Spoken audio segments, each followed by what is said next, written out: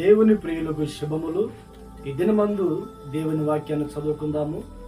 105వ కీర్తన 43వ వాక్యాన్ని మనం చదువుకున్నప్పుడు, ఆయన తన ప్రజలను సంతోషంతోనూ తాను ఏర్పరచుకునే వారిని ఉత్సాహ ధ్వనితోనూ వెలుపలికి రప్పించెను. ప్రియ దేవుని బిడ్డలారా, మనము చదువుకున్న వాక్య భాగంలో ఐగుప్తు దేశంలో ఉన్న ఇశ్రాయేలు ప్రజలను సంతోషముతోనూ ఉత్సాహ ధ్వనితోనూ దేవుడు బయటికి తీసుకుని వచ్చాడు. ఐగుప్తు దేశమందు ఇశ్రాయేలీయులు ఎలాంటి పరిస్థితుల్లో ఉన్నారు, వారిని దేవుడు అక్కడి నుంచి బయటికి ఎందుకు తీసుకుని వచ్చాడు అని గమనించినప్పుడు, దాస్యములో ఇశ్రాయేలీయులు ఉన్నారు. కఠినమైన సేవ ఐగుప్తు దేశంలో వారు చేస్తా ఉన్నారు.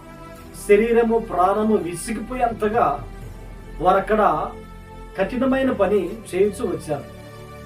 ఆ సమయమందు ఇశ్రాయేలు ప్రజలు దేవునికి ప్రార్థించినప్పుడు ఆయన వారి మొర విని వారి మీద లక్ష్యం ఉంచి వారి యొక్క బాధను చూసి ఆ సమస్యలో నుండి, దాసుల గృహమైన ఐగుప్తు దేశంలో నుండి దేవుడు వారిని విడిపించి ఉన్నారు. సంతోషముతో ఉత్సాహ ధ్వనులతో వారిని దేవుడు తీసుకుని వచ్చినట్లుగా మనం చదువుకొని ఉన్నాము. ఈ వాక్య భాగాన్ని బట్టి దినమందు దేవుడు నీతో మాట్లాడుతూ ఉన్నాడు.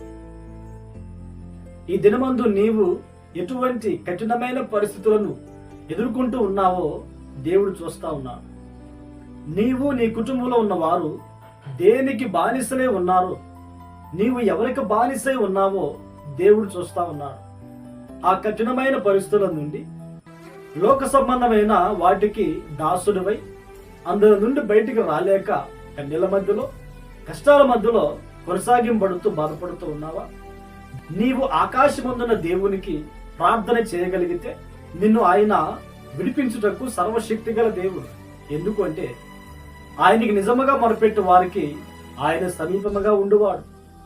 ప్రార్థన ఆలకించే దేవుడు యేసుక్రీస్తు. నీ కుటుంబంలో కలిగిన కఠినమైన ఆ పరిస్థితులను బట్టి బాధపడుతూ ఉన్నావా? నువ్వు చేయుచున్న జీవనోపాధి దగ్గర కఠినమైన పరిస్థితులు ఎదుర్కొంటూ ఉన్నావా? నువ్వు నివాసం చేయుచున్న ప్రాంతాలలో నీ తోటి వారి ద్వారా కఠినమైన పరిస్థితులు ఎదుర్కొంటూ ఉన్నావా? నీవు ఆయనకు ప్రార్థన చేయగలిగితే నిశ్చయముగా ఆయన నిన్ను విడిపించగలడు.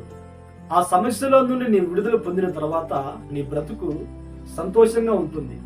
నీ ఉత్సాహధ్వని చేయొచ్చు దేవుని అలా కృతజ్ఞత కలిగి జీవించినట్లుగా ప్రభు చేస్తాడు. కనుక మన బ్రతుకు దినమన్నిటా కూడా, మన జీవితంలో ఎదురైన ప్రతి పరిస్థితుల్లో కూడా, ప్రతి బాధలో, ప్రతి అవమానంలో, ప్రతి కన్నీళ్లలో ఆయనకు ప్రార్థన చేయగలిగితే ఆయన మనల్ని విడిపించునుగాక. ప్రార్థన. ఆకాశమందు నా సీనుడా, సర్వశక్తిమంతుడా, ఈ మాటలు వింటున్న నీ ప్రజలైన వారు ఎలాంటి ఇబ్బందుల్లో, కష్టాలలో, బాధల్లో ఉన్నారో సమస్తం నీకు తెలుసు. నీ సన్నిధిలో ప్రార్థించుకుంటూ ఉన్నారు.